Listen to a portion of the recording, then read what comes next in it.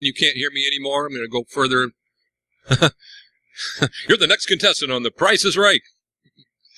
Did you see that the other day? The next contestant, she happened to be in the restroom when they called her name.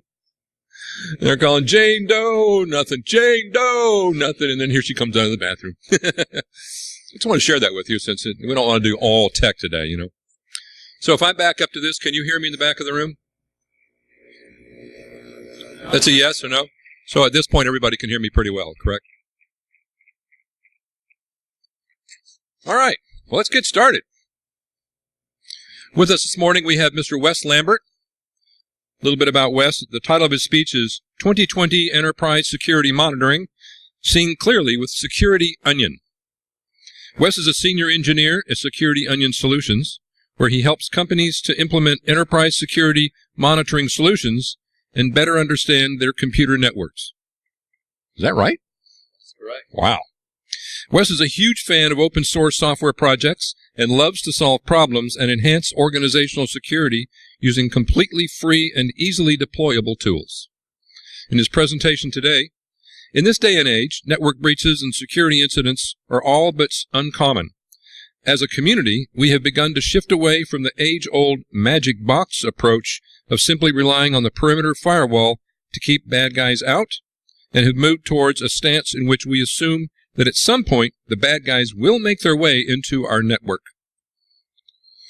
At such point, we must be able to quickly identify and take action in regard to such activity. As network defenders, this requires us to understand our networks. This means gaining perspective around normal network behavior, abnormal behavior, and the overall scope of an event. How do we do that? With Security Onion, of course. Security Onion is a completely free open source distribution used for enterprise security and monitoring that can be easily deployed in your environment in minutes. This talk will highlight various ways in which Security Onion can be used to empower analysts. I skipped something there, pardon. Yeah, empower analysts, hunt for bad guys, and enhance overall organizational security posture. Topics discussed will include use cases, current and planned capabilities, and integrations, as well as a typical investigative workflow. Let's give a warm BSides 2019 welcome for Mr. Wes Lambert.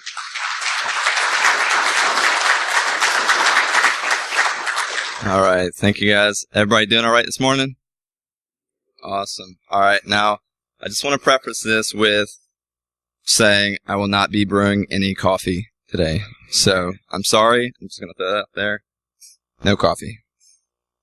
So what I want to tell y'all a little bit about today is Security Onion in general, the various components, several use cases that you can go through to use Security Onion, and how you can use it to empower your analysts in your enterprise and maybe even monitor your home network. So to go through that, I've kind of gone through that already in the agenda. But so what is Security Onion in general? So Security Onion was created by Doug Burks in 2009. He saw a need. He was teaching SANS Sec 503 at that point. He saw a need to really make it easier to roll your own sensors. So Snort, Suricata, Bro, all this stuff that you would typically spin up on your own. He saw a need to roll that into one box and make it really, really easy to assemble for the layperson, or maybe the security shops that only have a single person that don't have time to do that type of thing, and make it really easy to go from there and set up something to monitor the traffic in your environment. So again, Security Onion is completely free and open source. It's based on Ubuntu 16.04.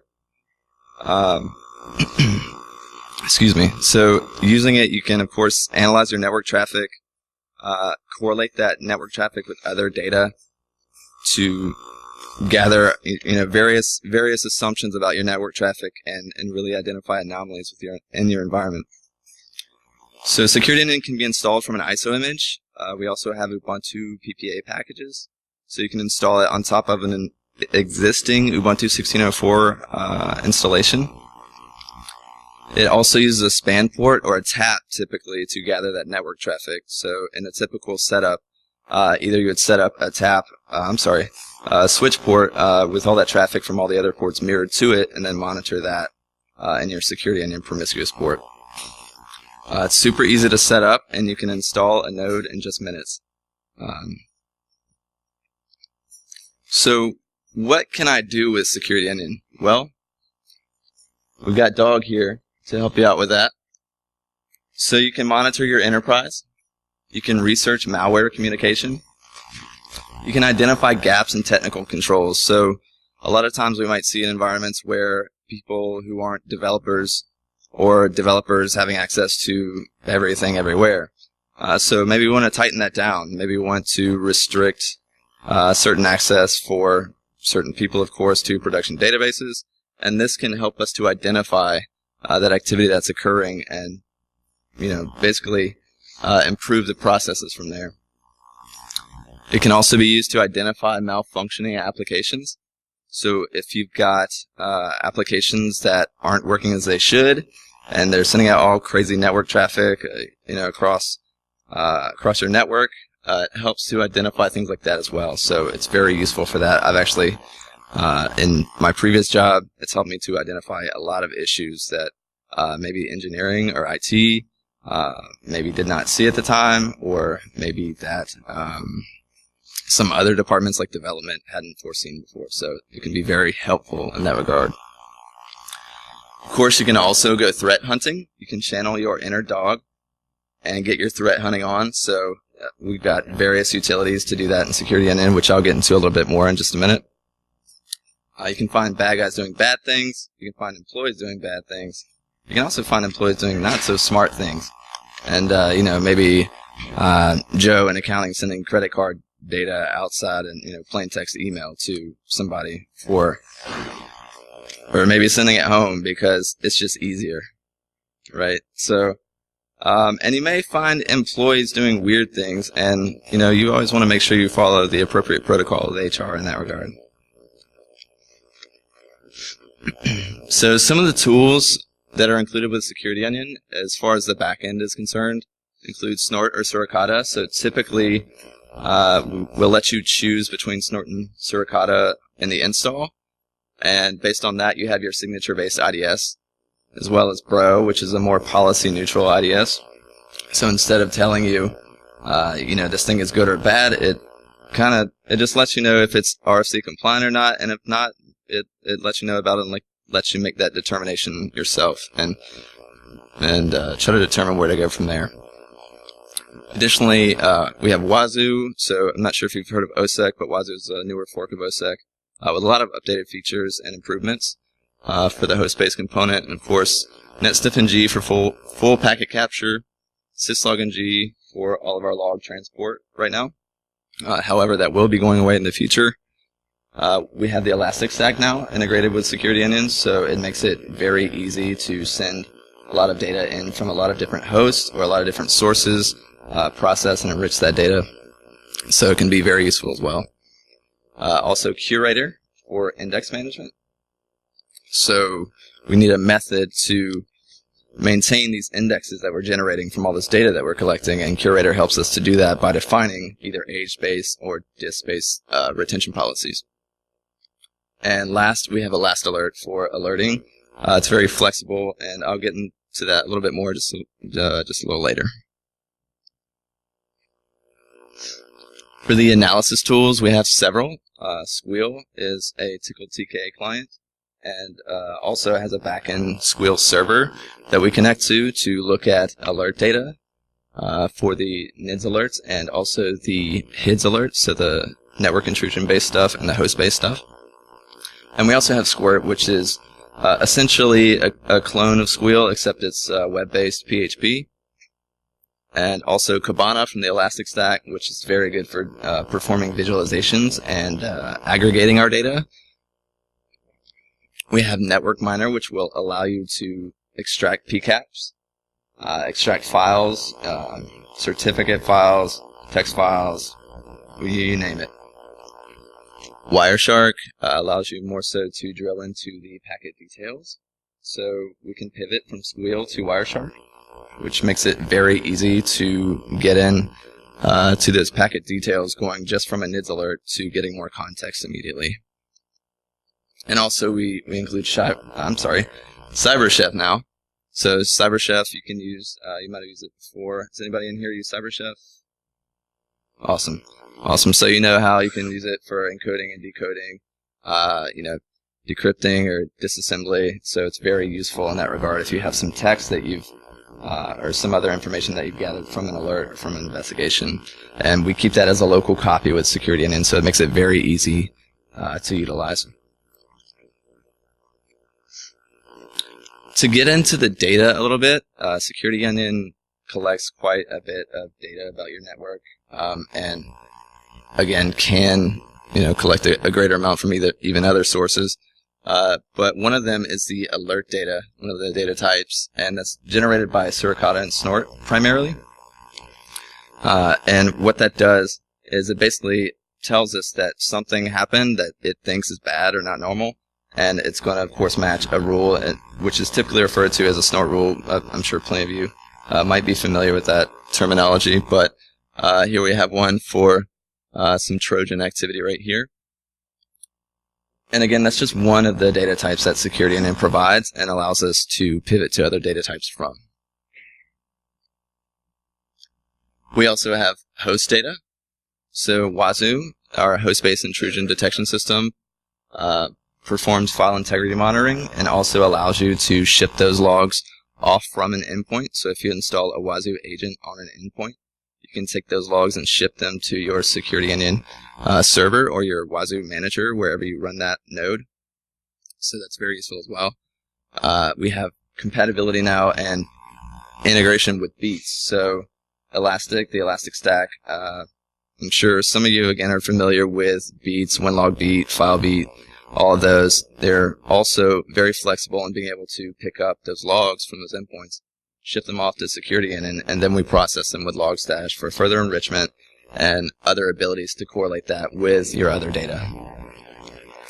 Sysmon is very popular these days, so monitoring Windows processes, maybe process creation, network connections, and file creation time changes. So you install Sysmon on a host and you have Wazoo pick up those logs, or maybe you have FileBeat pick up some logs generated by WinLogBeat pick up some logs generated by Sysmon. So again, that adds higher fidelity and greater context around these investigations that we're trying to find data. And last, auto runs, where we can monitor Windows startup processes. We have great integration with that and Elastic Stack dashboards. So in Kibana, you can go in there and view if you have auto runs installed on a host and you have those logs shipped to Security Onion. We can get that data as well. And then going on to other types of data, such as metadata. So Bro ODS generates a lot of metadata from the network traffic that we're collecting. And you can see this here via the session data. So session data can identify different types of traffic, such as FTP, HTTP, things of that nature, and we'll write that out to the conn log, and we'll populate the service type in the conn log for that session activity.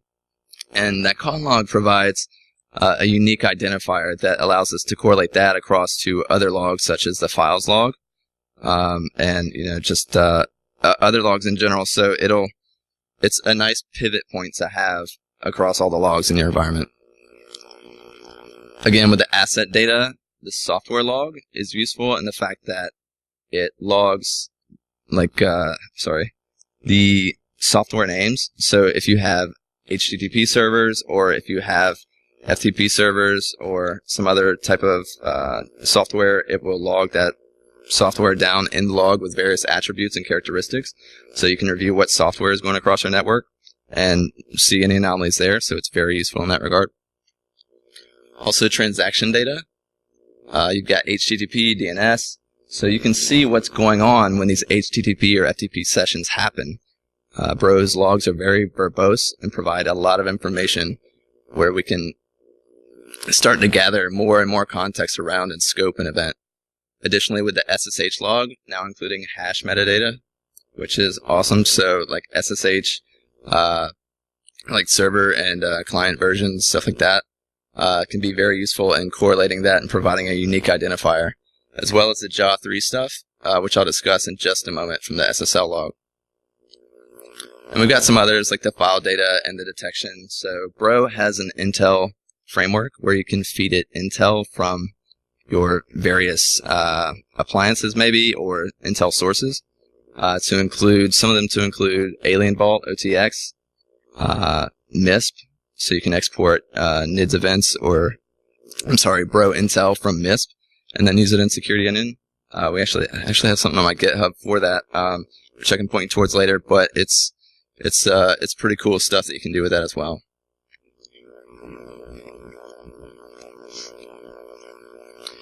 And then right here we have an example Bro HTTP log. So as you can see, right here we've got the source, destination, IP port. We've also got file UIDs, which correlate to files that have been extracted by Bro. And those now sit on disk in /nsm/bro/extracted. And that's what these file UIDs point to. So if you're looking at a specific file UID in Kibana, and you want to actually find that file on disk, on a sensor, or on a forward node, then you can do that easily by going to search for that file identifier and going and grabbing that file. So it's pretty useful. Also, we've got the MIME type, the method, also the status, URI, user agent, host, and lots of other goodies. So again, very verbose and gives us a lot of information to go off of whenever we're looking at this traffic. Following up on the JA3. So JA3 was an implementation basically tying in with some Bro scripts in the Bro scripting framework by John Althouse, Jeff Atkinson, and Josh Atkins. So what it provides really is another attribute for investigation. It's essentially a method to fingerprint the TLS negotiation between a client and a server. So you have a unique hash for any negotiation that happens. So for example, right here, with the JA3 stuff, we have the TrickBot and C2 server response. Then we have the Emotet and C2 server response. And then, so we have these unique hashes that correlate to that interaction.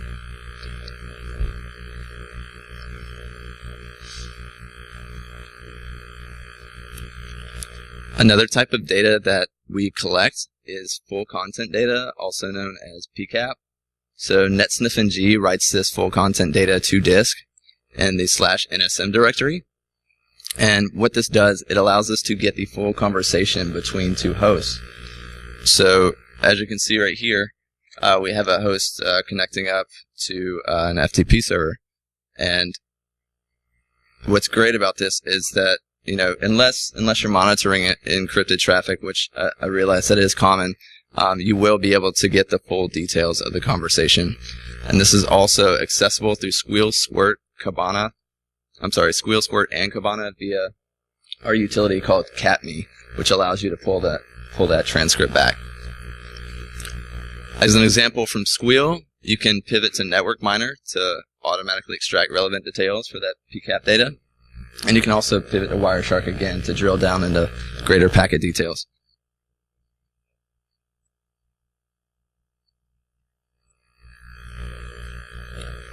So another type of data that I mentioned previously were the Bro extracted files. For example, from the HTTP log earlier, this is where they're downloaded to or extracted to, and by default, Bro extracts only EXEs. So if you're looking to log or extract other things than the EXEs, you will need to modify, I believe it's extract.bro in the Bro policy scripts. However, we can also use, with these executables, we can have something like Strelka, which is the file analysis framework, pick these files up, and then perform its own analysis, and then feed that back into the Elastic Stack. So, super cool being able to do that. And one of the interfaces, I believe I mentioned before, was Sguil, which is our Tickle TK client. Written by Bam Vischer quite a while ago. You can see that it's not super pretty, but it gets the job done. It's very useful in being able to have a real-time queue, set up for an analyst to monitor as, you know, sort of a daily task in addition to other threat hunting. And it's mainly focused on HIDs and NIDS alerts. So that's That's mostly what you'll see here, although there is a bro agent to send in bro notices and things of that nature. It's more so a real-time queue for those NIDS alerts and being able to sift through those and pivot to other sources or to other destinations. Next we have Squert, which, as I mentioned before, is the web equivalent to Sguil, although not mirroring the functionality completely. It's pretty close. Again, it's for the HIDS and NIDS alerts and acts as a real-time queue for you to go through, or for analysts to be able to sift through and investigate further. Also, we have Kibana, which has lots of pretty graphs and visualizations, and lots of capability for aggregating that data and displaying it in different methods. It's also web-based, essentially a comprehensive view of all your data again, and we also offer an indicator dashboard. So if you click on any of these hyperlinks, well, you won't see it in this particular shot, but if you click on any of the hyperlinked fields, such as an IP address or a port, it will take you to an indicator dashboard where you can see all of the traffic that essentially correlates to that, whether it's bro connection logs, bro HTTP logs, etc. So it's very, very cool being able to do that as well. So use cases. We have folks use Security Onion for several different use cases, which I'm about to go through. But essentially, it can be very useful in academia, in enterprises, etc. But let me go into that in more detail. So academia. Classroom instruction or a lab environment. So we have folks right now using this in cyber ranges and also in university classes. So one of the ways that they might use this is to simulate an attacker activity in the network and then use Security Onion to step through the traffic and see exactly what happened. And professors and students are able to then analyze and go back and forth to be able to learn from that. So it's awesome that they're able to use that for that capability. And we have the CCNA CyberOps folks. So the curriculum for CCNA CyberOps is currently using Security Onion. And also just recently, I believe Cyber Europe, ENISA is also using it. And typically when we run it for academia or folks in an academic institution, unless they have the capabilities to provide a full stack monitoring solution, we'll typically run it in eval mode where they have a single worker process for bro and for snort. So eval mode chooses snort by default, but you could of course go back and switch that to Suricata. And it also includes the elastic stack. And what you can do is you can either monitor the live traffic, you can replay sample PCAPs. So we have an example here using SO-replay, and what that will do, it will replay all the sample PCAPs in /OPT/samples. And then you can also replay a single PCAP using something like TCP replay. And then from there, well, actually, I believe there is import PCAP, which I'll get into in just a minute. But import PCAP is another way to replay those packet captures, but maintain the actual timestamps from the packet captures instead of modifying them from replaying them from the current time. So it's also another useful tool. So again, in academia, it really just allows students to explore different concepts such as threat hunting and really get a feel for what they might run into in the workplace. Aside from academia, we have forensics. So if you have a standalone investigation, you might stand up Security Onion in a VM, maybe when you're performing retroactive analysis. And again, the tool that I mentioned before, SO-import PCAP, you can load one or more PCAPs, preserving the original timestamps. It can be very useful for investigations like that. And there are many, many tools available for use as far as the forensics goes. Brian Kellogg, which is a great contributor to Security Onion and trying to help us improve it. He stood up his Ultimate Forensics VM, which is essentially a Security Onion VM, but also has the SANS SIFT workstation tools and the RemNux tools built into it. So it's all in one type of awesome forensics platform. So it's pretty cool. Definitely check it out. Probably the use case that it's used, I would say academia and enterprise security monitoring, probably maybe about half and half, is standalone and distributed deployment models for enterprise security monitoring. So what I mean by that is standing it up for your organization to monitor all the traffic in that organization and go from there. So once again, when we're implementing this type of model, we have all the alert data and network intrusion detection. We have all the other data that we're collecting and event enrichment. And it's probably, like I said, with academia, one of the leading deployment methods. So for a standalone deployment, to give an overview over the components that we have here, it runs all the components on one box. It can be super ideal for those who have low budgets. Maybe if you have a branch office that has very low throughput, or if you're just setting it up at home, we recommend typically that you have a standalone box. And in this sense, each box is its own master, storage, and sensor. So again, it's running all the components. And as you can see here, you can see the various components included with that. Distributed deployment is a little bit more involved. So with a distributed deployment, we have the forward nodes, which are doing basically all the sensing, all the network traffic monitoring. We have the master server that's taking that data from the forward nodes, and it's relaying that data through Redis and through Logstash over to a storage node. And the storage node basically picks it up from a Redis queue and then processes it further. So the storage node is only running Logstash and, Elasticsearch and Logstash, and then also Curator for that index management.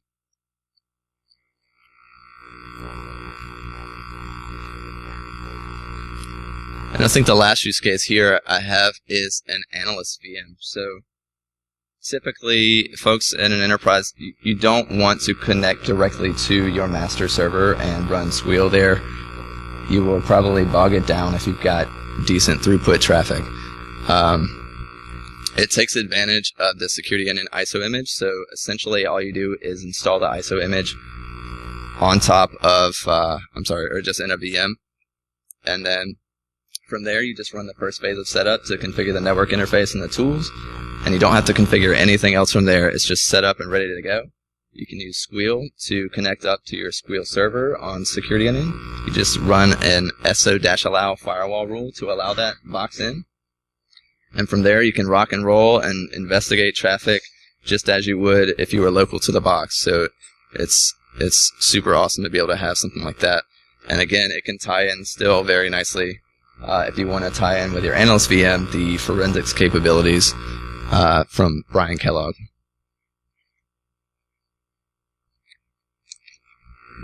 Okay, so there was one more type, an event conduit. So we actually have some clients that do this, that use Logstash as an event, or Security Onion as an event conduit. And essentially what they'll do is they'll collect that network data and they'll take it and forward it off to another system. So it's super easy to do. We can do that through either syslog or Logstash to forward that to another Elastic cluster. So real quick, some current integrations that we have. Again, just to reiterate on the Elastic Stack, that was a super huge integration for us.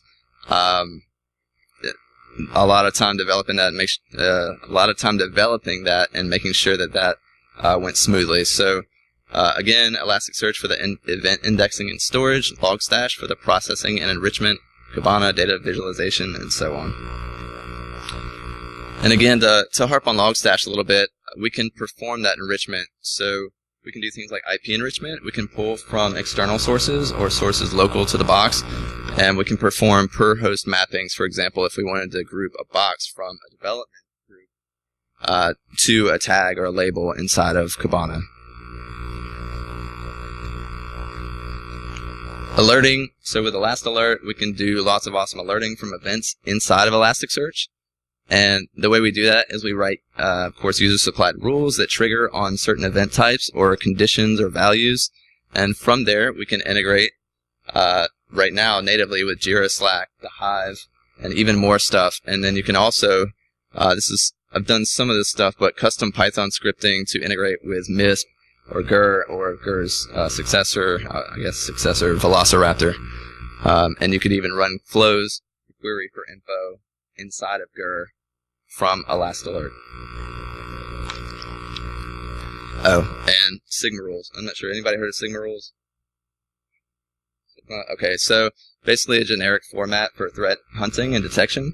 So using sigmag.py, we're able to convert those standard Sigma rules over to something Security Onion can use, and that should be coming very soon and very useful. Also, we have Wazoo, which I mentioned before. Again, kind of an upgrade from OSEC.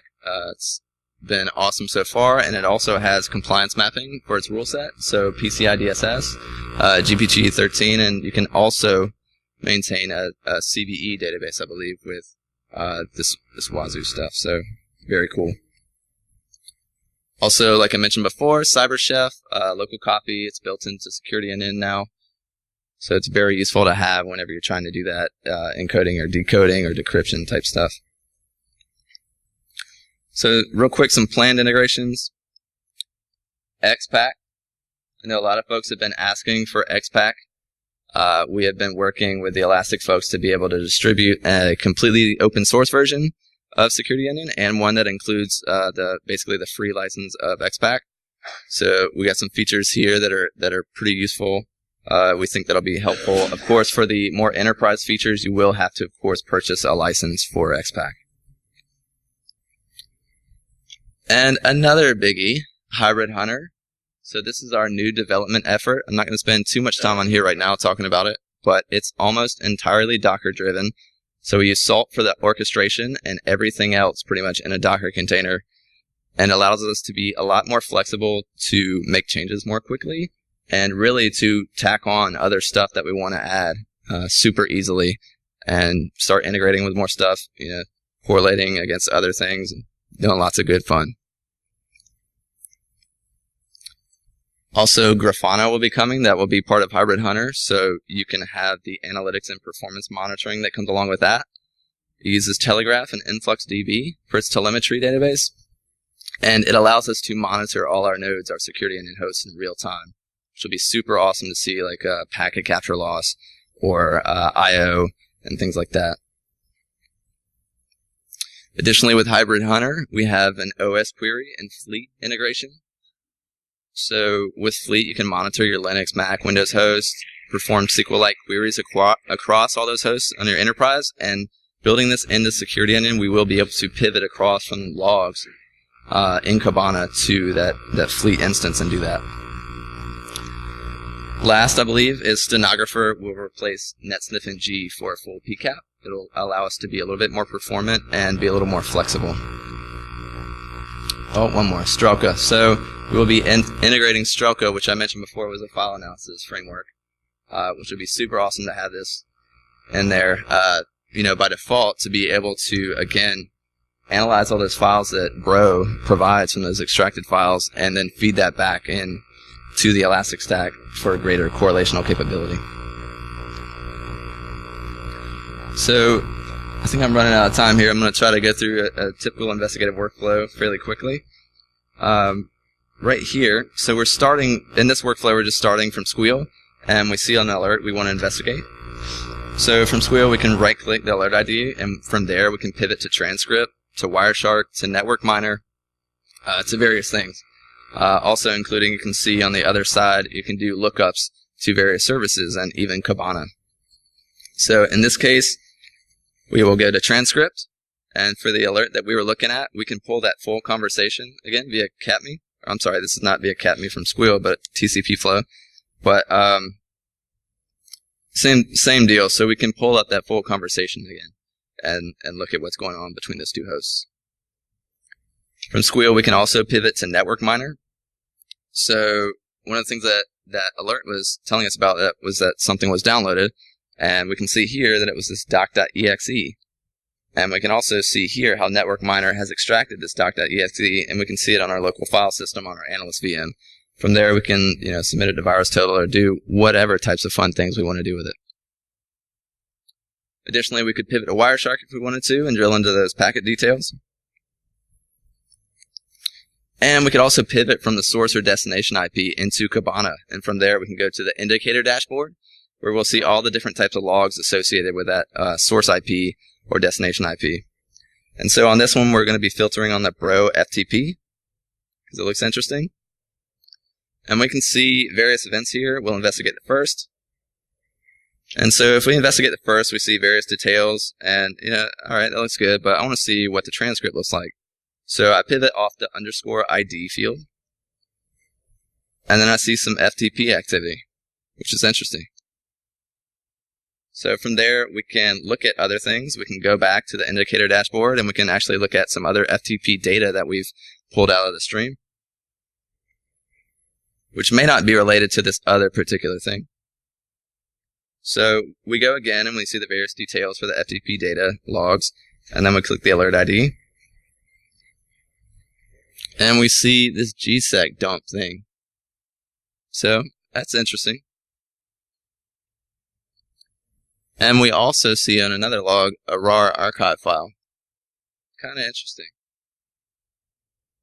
But there's much more to explore. So definitely want you guys to try it out at home and let us know what you think of it.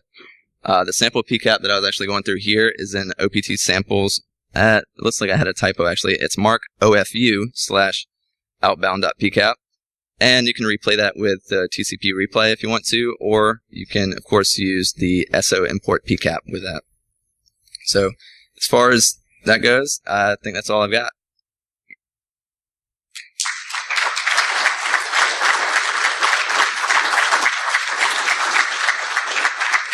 Any questions?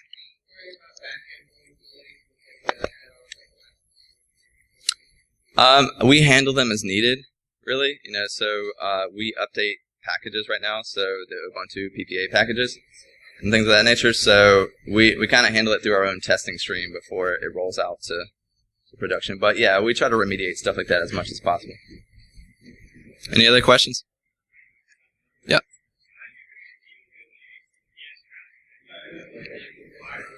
So a lot of the HTTPS traffic, unless you're inspecting that traffic using something like SSL inspection, you're not going to be able to really get the whole, the full conversation, right? It's going to be encrypted. But you can still use, the Bro connection data and other data, the NetFlow type data, to go through and still see, weird activity like maybe beaconing or large uploads or downloads.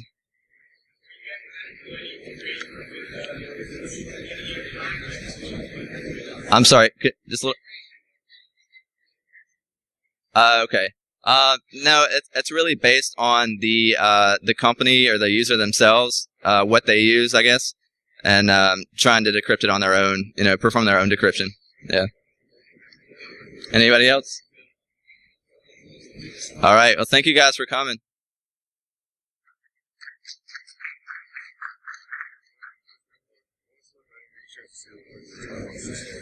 Sure.